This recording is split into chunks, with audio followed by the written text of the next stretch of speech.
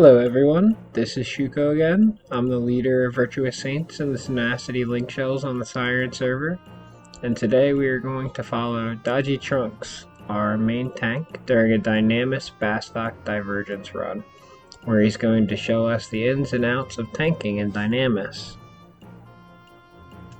So let's take some time to talk about the tank party. We use 2 paladins, a white mage, a red mage. The other 2 slots are usually filled with a Geo, and personally myself, I like to put a Beastmaster in that slot, but it can also be done by a random DD or a Thief or somebody else that helps fill the build out. Crowd control is done by the red mage, and then the secondary tank is the main assist to the main tank. And they don't do much in the beginning, but we'll get into that as we go on. This setup plays everybody's strengths, and it's worked out really well for us so far. Dodgy's go-to sub job is Warrior, mainly for Provoke and Defender. Blue Mage is another option. It does offer superior area of effect through things like Geist Wall and Jetatura. However, it does not provide as stable of defenses. Cocoon is really great, but you have to spend time casting it. It only lasts a minute. There are aspects, but I mean, both are good subs, and if you're more comfortable with one or the other, go with the one that you have better reflexes on, because there can be chaos, and if you're uncomfortable, you may find yourself in a situation. But for this particular demonstration, we are going to be going on Paladin Sub War. The go-to buffs are Defender for the added defense, and Majesty for the AoE curing and access to protect AoE into all the different parties, including the curing as well. For instance, like casting Majesty and then casting a Cure 4 on another party's DPS will do a Kiraga type cure to everybody in that party, and the same applies for Protect as well. In the modern meta of Paladins, I'd also want to point out that the shield that you have on gives a bonus to your Protect, so Paladin's Protect is actually superior to any other class right now. Then getting into other buffs after that side rant, Crusade is very, very good for enmity gain, and Phalanx for damage reduction. And Light 2 boosts accuracy. And one thing to point out would be to stick with Reprisal or Palisade, not both at the same time. And if you are going with the right gear, Reprisal is possible to keep up 100% of the time now. There have been some adjustments to that, so it doesn't wear after a certain amount of hits anymore. It is duration based. You can spot the difference between an experienced paladin and a fresh paladin by their use of Sentinel, as it is normally only used as a hate tool, unless so far for damage reduction. I say normally because there are exceptions like a high tier Zerg fight or emergencies, of course, but I digress. I'll go more into detail about that later.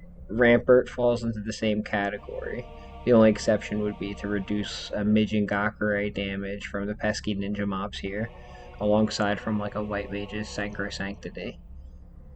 We use a core. In this particular run, we're using Shuglin, and he blows up our statues on our way to the T1 boss.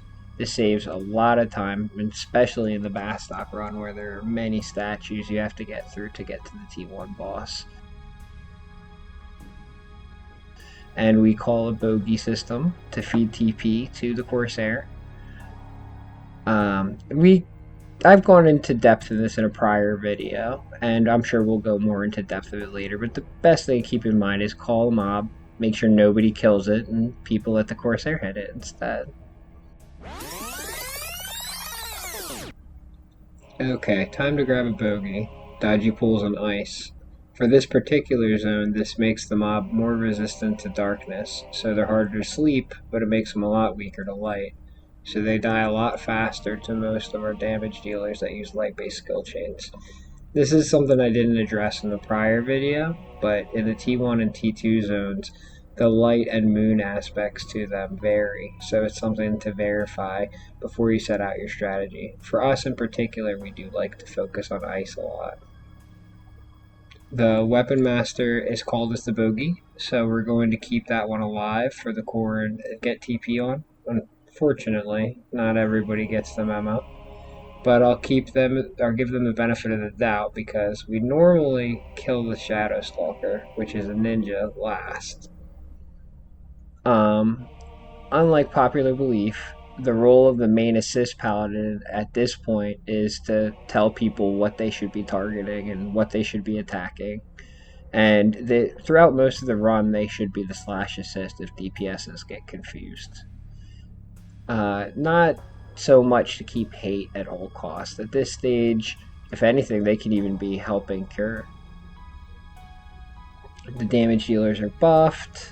The fights are short, everything dies near instantly one weapon skill, and there's not a lot of hate management at this point in this stage. By the time they get hate, the mob's dead. So, save your good job abilities and everything for the fresh fight. Keep your timers positive and ready for quick switching from target to target. With that sorted, Dodgy follows the core to the next statue, keeping the lines between the core and the bogey short. That leaden salute got resisted. Even with well-geared Corsairs with a death penalty, you can't win them all. At least that gives us a new weapon master to use as the bogey. So, it all works out in the end. You can see that all the mobs are quickly slept and controlled by either Ultra or Dodgy. They know who's taking which mob from experience in the 75 cap days there. There is a set order in which you wanted to kill the mobs depending on their jobs. But times have changed, and the evolution in equipment and tactics have made that obsolete.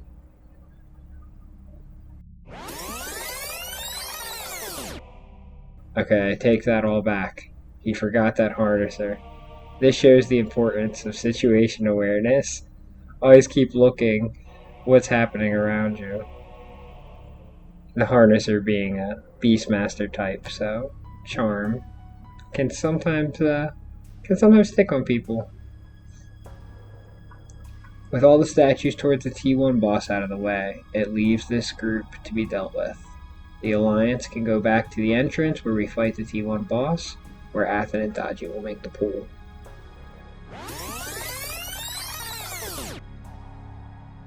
During the pool, you must watch your distance to the boss. It's easy to run out of the range of the boss, and then the boss goes unclaimed. So you'll see Dodgy stay within a 15 and 30 ohm range.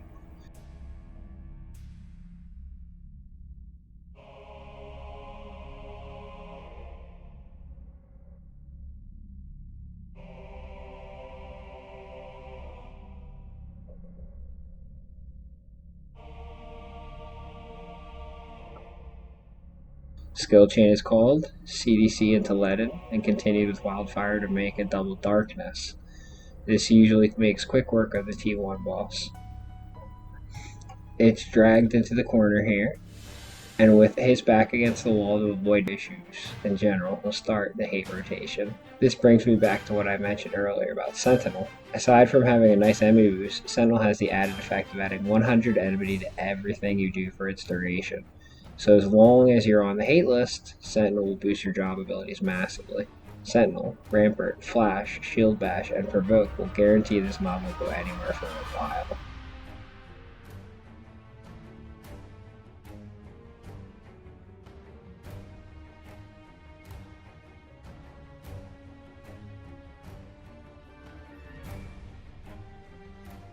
Opening with CDC. Shogun drops a 121k leaden, followed by an 86k magic burst from our ninja, an 82k wildfire to make double darkness, and 70k and random magic burst later, with the statue left around 50%.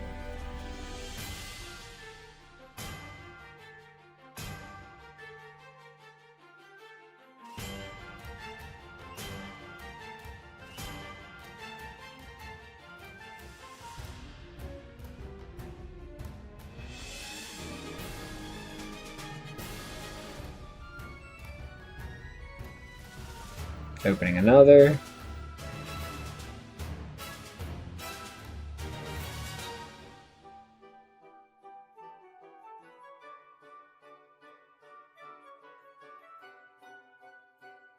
Ending it at around 11. 10. 9.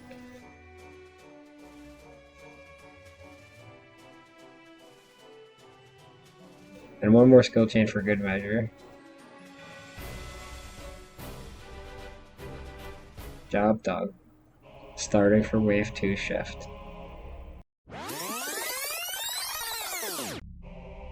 Shogun kills the first statue. And to save time, we decide to pull the next one normally.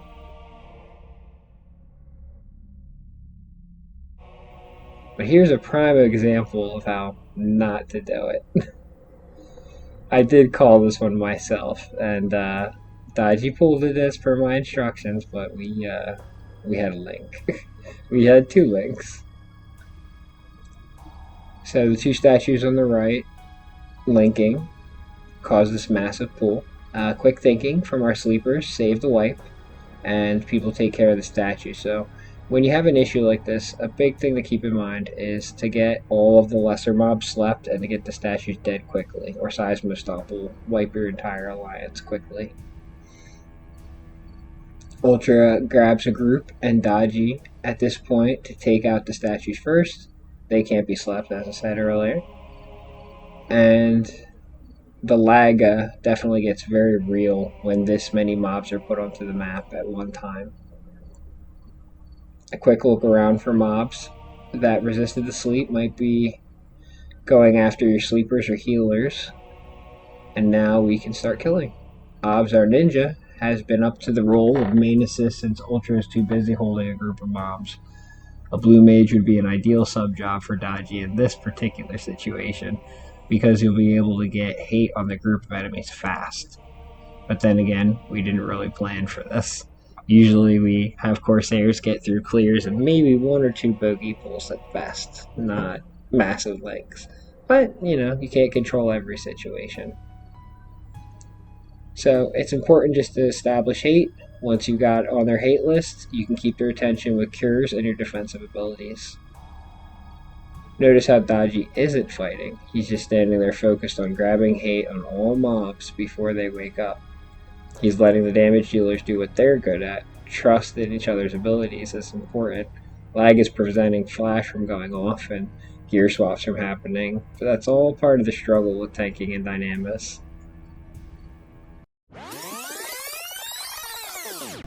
Meanwhile, another resist on the big pool. Dodgy's group is almost dead, so he goes for the NM. That's the biggest threat at this point. Pulling it away from the group and holding it. The NM has some really nasty AoE moves that hat, and it's best to be held while the rest kill the other mobs first. But they're about to wake up, so that has to take priority.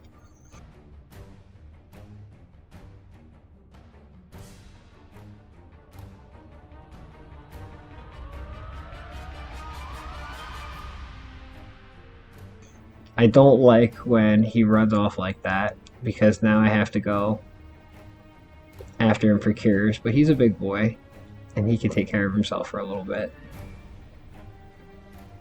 Using the terrain to our advantage makes tanking a lot easier. Wrath of Gouda, no relation to the cheese, has a nasty knockback when you have your back against the wall.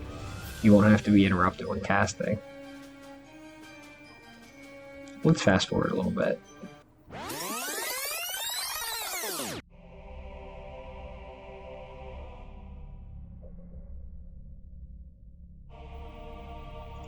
The area surrounding the stables is now clear of statues. We pull the T2 boss into the stables.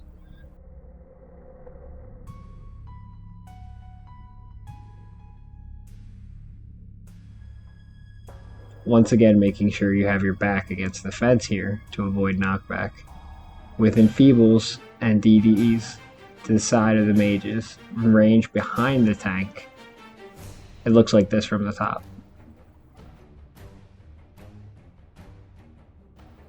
Sentinel, Rampart, Provoke, Flash, and Shield Bash to start the hate rotation. As you can see, the DDs are standing in front of the mob now. Brave, but foolish. Orlob is conal, and a few volleys take them out fast. Now, one thing to keep in mind is, this was something I instructed them to, because when this particular mob's shell starts to get reflective, he's invincible to attack from the back. However, he does have very powerful magic and conal moves that you will be vulnerable to, so hybrid sets are critical.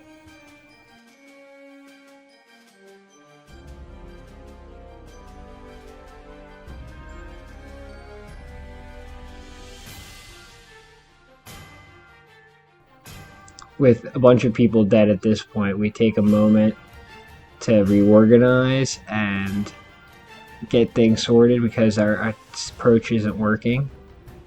And we do just a couple of switch changes with different players to get a more solid DPS party together.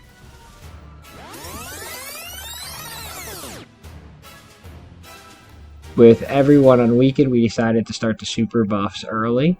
Normally we would do this around 51%, but we've already lost a lot of time, so we need maximum effort out of the DDs. Seeing the footage back now, I see that the DDs are standing in the wrong spot again.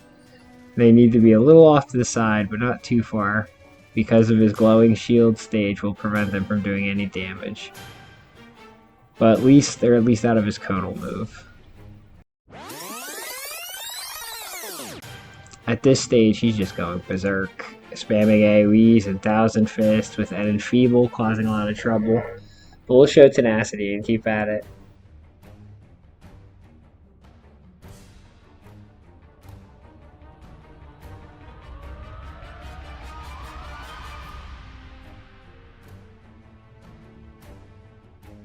A quick round of Arise and everyone's up and we're ready for Wave 3.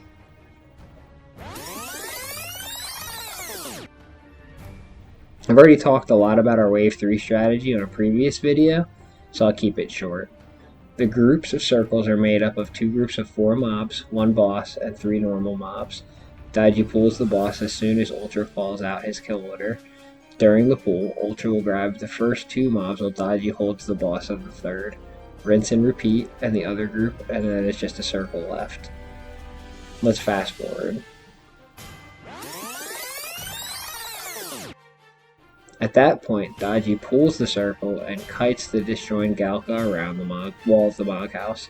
Ultra grabs Hate on the circle and stands between 15 and 20 ohms to avoid the AoE damage on everybody else. Someone keeps track of the health percentage so that Daiji knows when to come back, so he's not too far from the kite. Rinse and repeat until all the circles are done.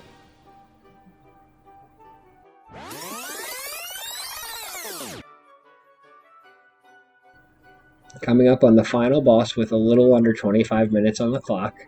We're behind on schedule, so we start with super buffs, followed by wild card. Luckily, the wild card did get lucky rolls for both, and our bards and everybody got their job abilities reset. I'll shut up for now and leave you to enjoy the fight.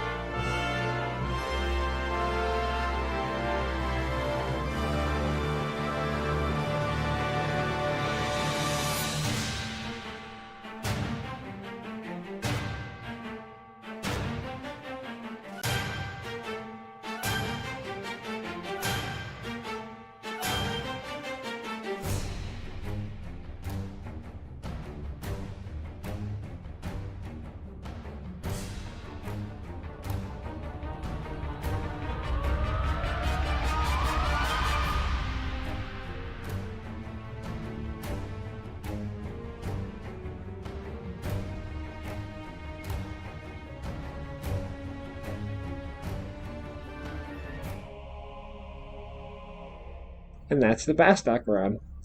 With about 5 minutes left on the clock, we killed the disjointed Galka for the first time, making Tenacity 3 out of 4 on our way to Judge, Jury, and Executioner.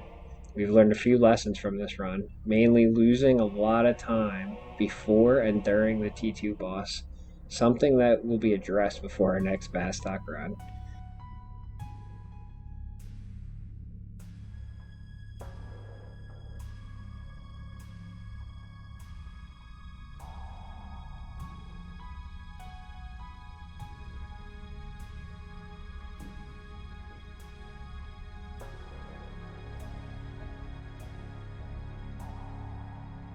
Time for a quick codec moment and an invincible, just because we can. We've shown good teamwork and coordination this run, and even though things weren't going as planned, we will grow as a group on our way towards beating all the zones. I hope you enjoyed this run. Thank you for watching, and I hope you all will enjoy the rest of your day. Shuko and Tenacious Saints out.